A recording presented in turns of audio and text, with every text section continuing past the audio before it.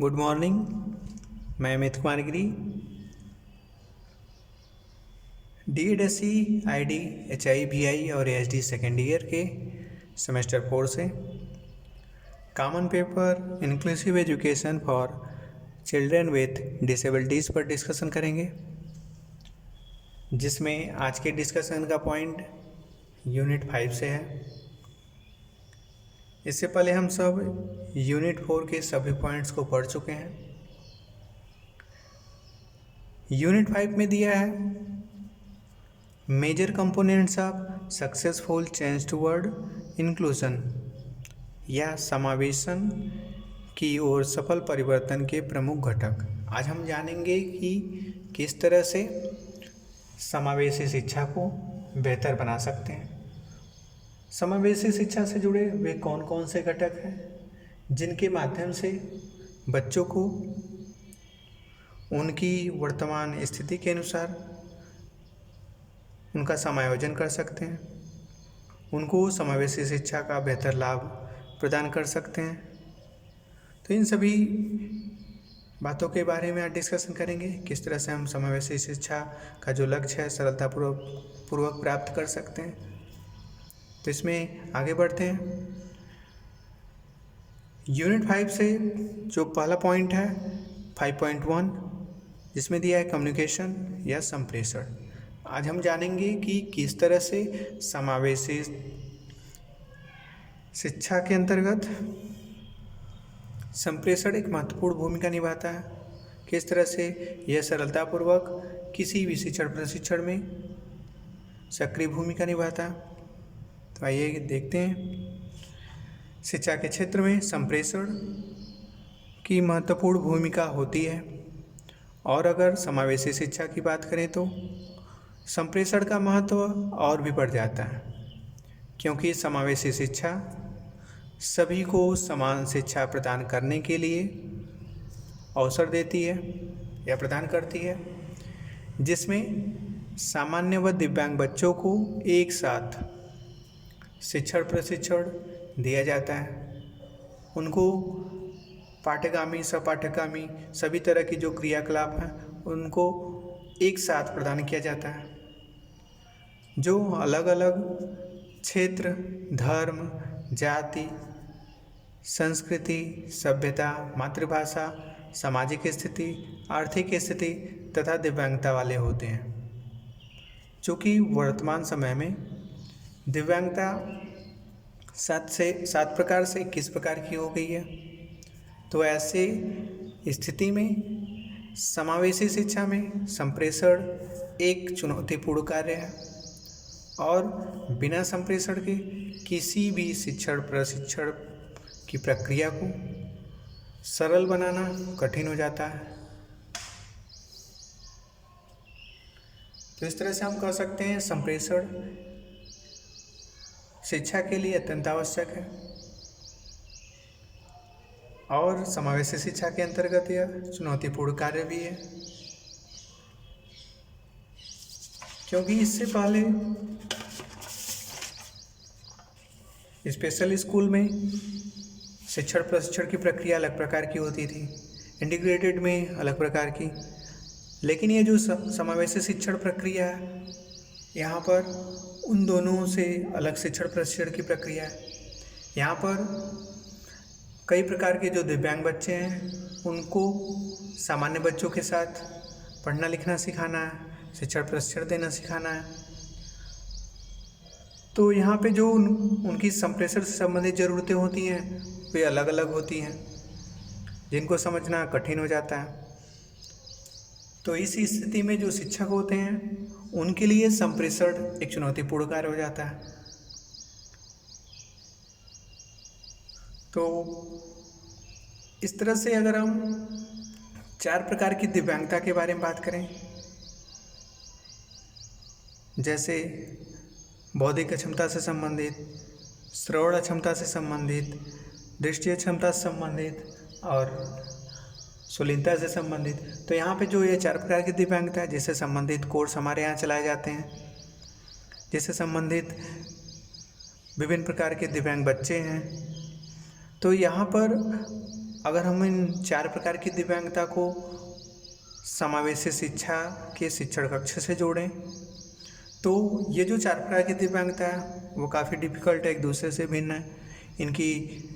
समस्याएं अलग अलग हैं, उससे संबंधित समाधान भी अलग अलग हैं, सब प्रेशर संबंधित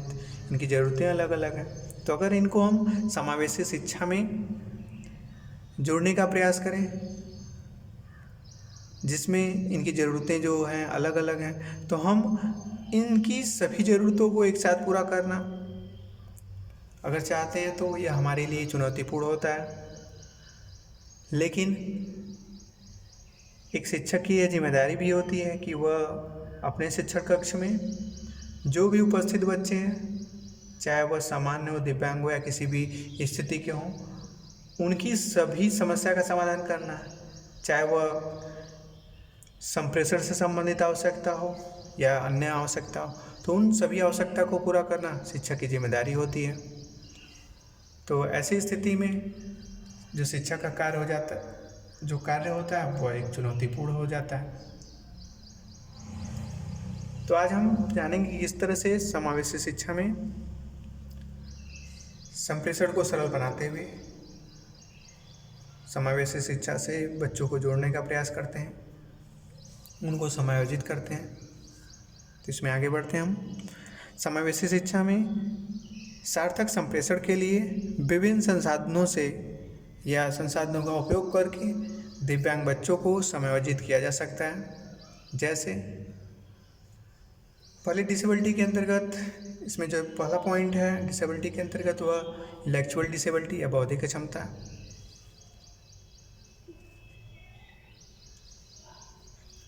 जैसा कि हम जानते हैं ऐसे बच्चों में बुद्धि लब्धि औसत स्तर से कम होती है,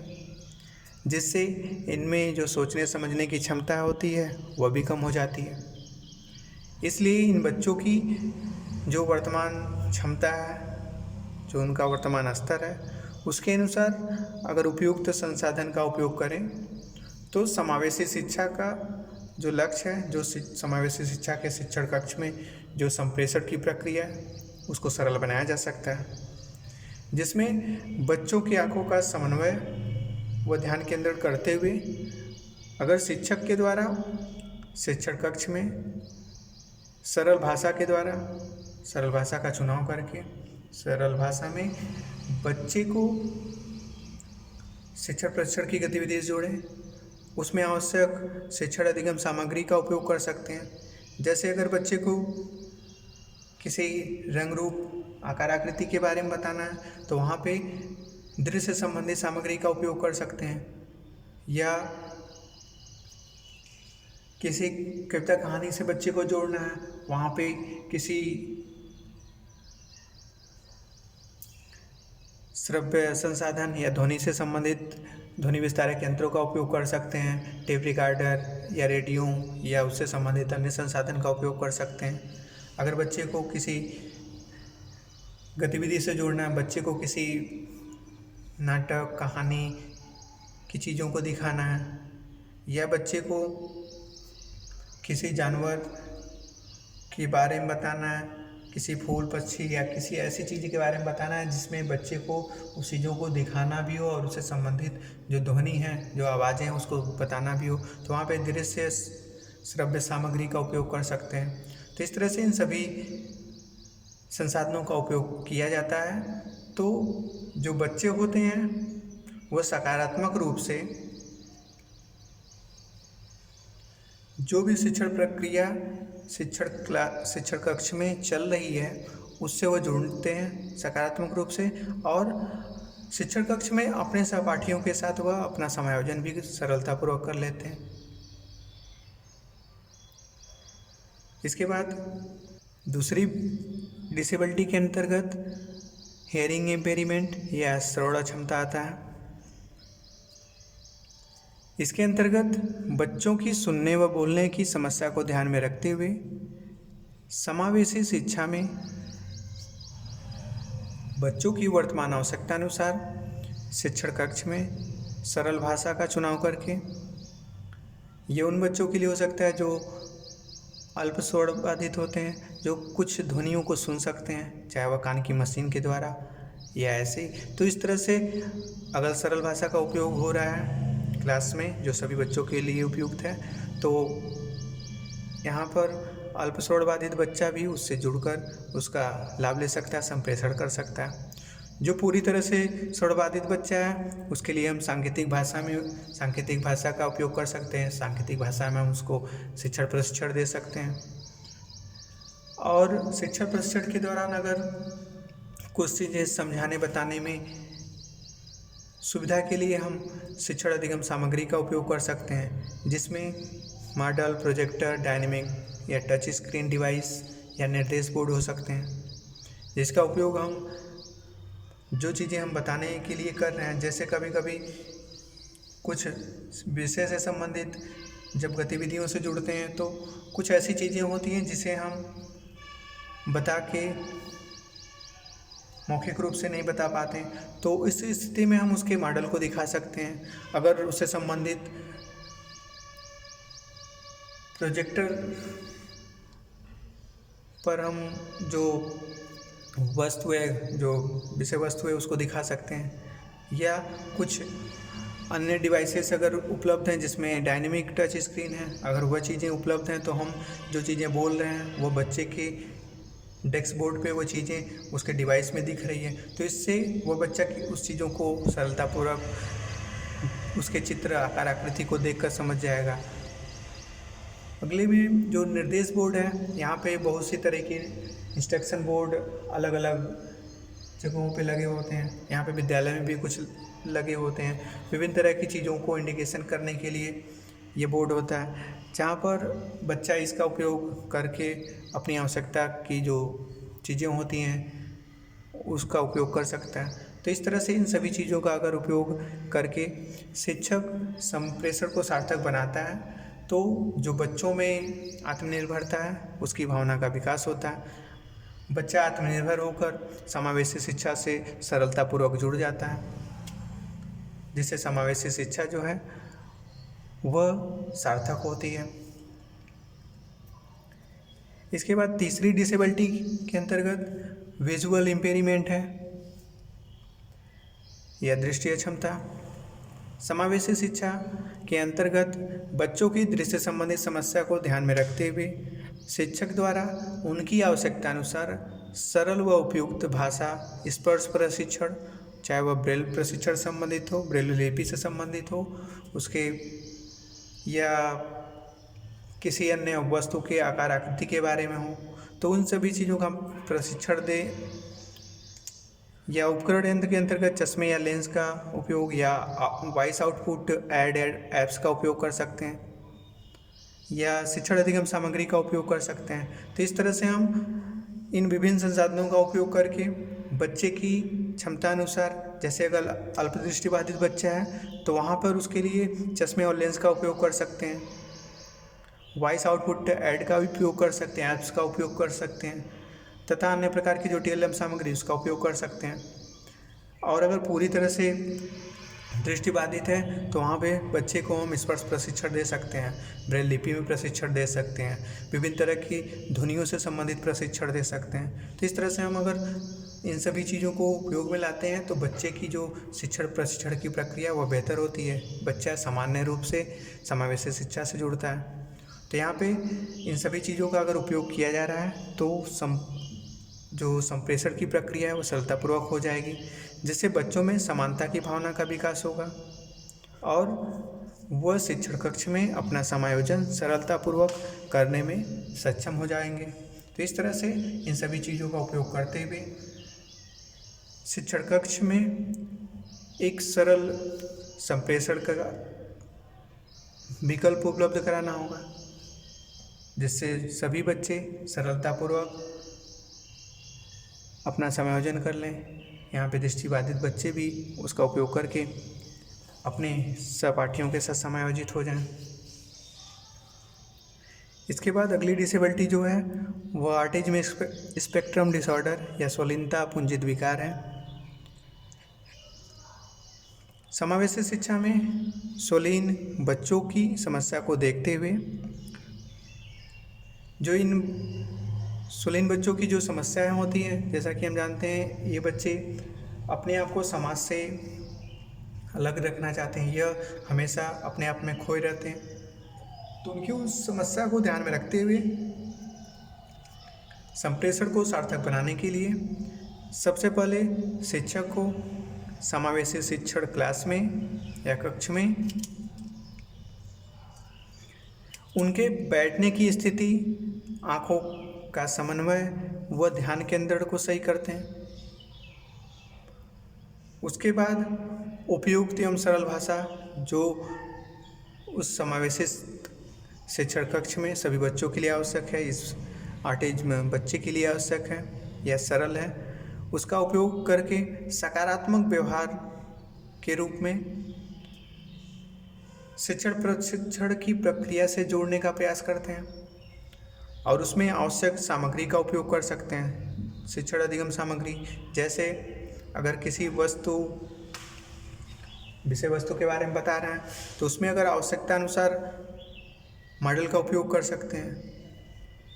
विभिन्न तरह की ध्वनियों का उपयोग कर सकते हैं, जैसे हम विभिन्न तरह के जो धातुएं हैं उसमें किस तरह की आवाज़ें होती हैं, विभिन्न तरह के वाद्य यंत्र हैं वह किस तरह के उसमें आवाज़ें निकलती हैं। तो इस तरह से हम उसका उपयोग आइडियो के रूप में कर सकते हैं, या विभिन्न तरह के जो जानवर हैं, पशु पक्षी हैं, उनकी कैसे आवाज़ें होती हैं उसको बताने के लिए हम इसका उपयोग कर सकते हैं। विभिन्न तरह के नाटक या कहानी की गतिविधियों को जोड़ने के लिए वीडियो या अन्य वीडियो या चलचित्र से संबंधित जो डिवाइस है, जो उपकरण है, उसका उपयोग कर सकते हैं। इस तरह से इन सभी चीज़ों का उपयोग किया जाता है जिससे बच्चों की जो व्यक्तिगत क्षमता है उसका विकास होता है और वह बच्चा सरलतापूर्वक संप्रेषण करते हुए अपने सहपाठियों के साथ समान गति से आगे बढ़ता है। तो यहाँ पर अगर हम सुलीन बच्चे की समस्या को देखते हुए उसे उचित स्थान पे बैठने के लिए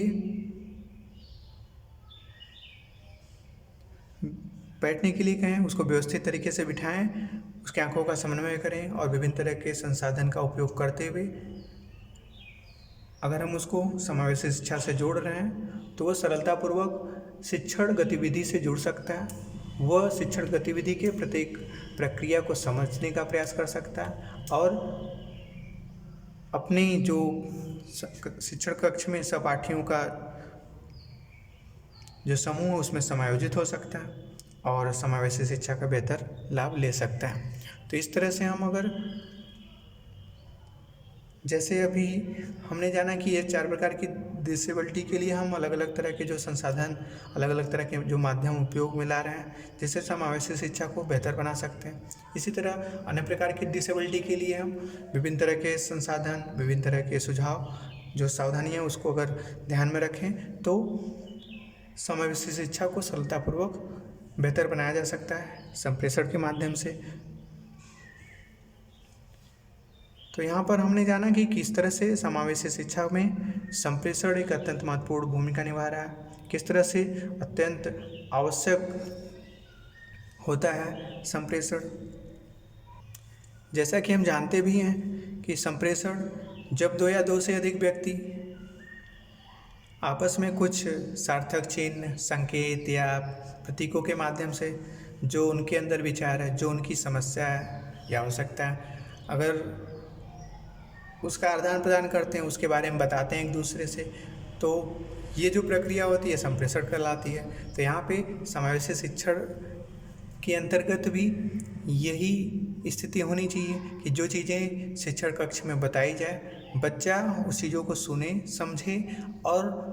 उस चीज़ों को किस स्तर में जाना वो शिक्षक को बता सके या